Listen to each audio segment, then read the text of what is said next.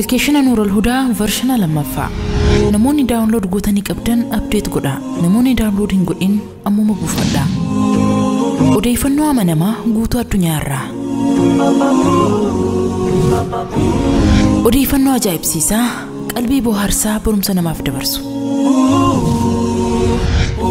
Uumamaan Rabbiin faayee uume qophii tafakkur.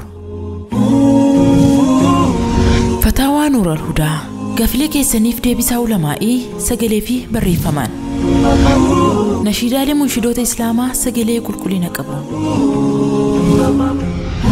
Barruulee qalbiif soora tahan ogbarruu Islaamaa.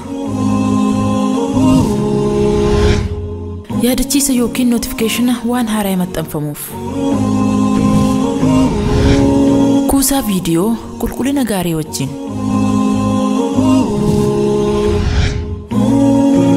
Sagantaalee raadiyoo Nurul Hudaa kan torbaanitti guyyaa 3 dhiyaatu. Sagantaalee TV Nurul Hudaa viidiyoo HD qofaan.